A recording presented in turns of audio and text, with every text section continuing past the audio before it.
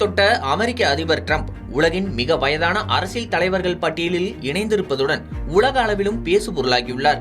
எனினும் அவர் முதலிடத்தில் இல்லை. என்ன காரணம்? வாருங்கள் இது குறித்து விரிவாக பார்க்கலாம்.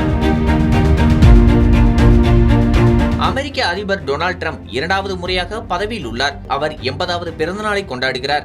இதன் மூலம் 2022ஆம் ஆண்டு நவம்பரில் ஜோ பைடன் தனது 80வது பிறந்தநாளை கொண்டாடிய பிறகு பதவியில் இருக்கும் போதே இந்த மைல்கல்லை எட்டிய இரண்டாவது அமெரிக்க அதிபர் என்ற பெருமையை அவர் பெறுகிறார்.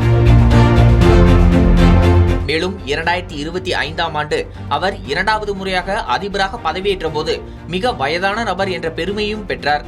இந்த பெருமை உலகின் மிக வயதான அரசியல் தலைவர்கள் வரிசையில் ட்ரம்புக்கு உச்சத்தை பெற்று தந்தாலும் அது அவரை உலகளாவிய தரவரிசையில் முதலிடத்தில் வைக்கவில்லை.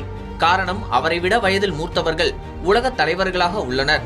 186 ஐக்கிய நாடுகள் சபையின் உறுப்பு நாடுகளின் தலைவர்களை பற்றிய பியூ ஆராய்ச்சி மையத்தின் சமீபத்திய பகுப்பாய்வின்படி பதவியில் இருக்கும் 16 தேசிய தலைவர்கள் அமெரிக்க அதிபரை விட வயதில் மூர்த்தவர்களாக உள்ளனர்.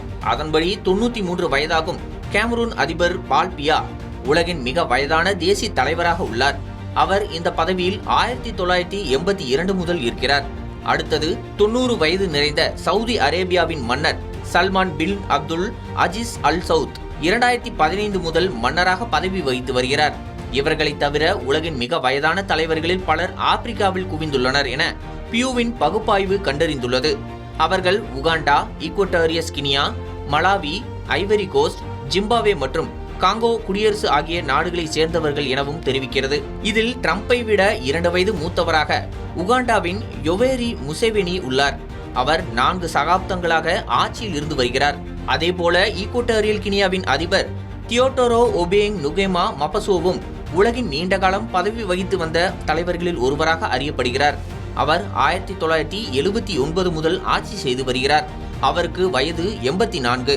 எனினும் வயது எதற்கும் தடையாக இருப்பதில்லை என்பதற்கு அமெரிக்க அதிபர் ட்ரம்ப் ஓர் உதாரணமாக திகழ்கிறார்.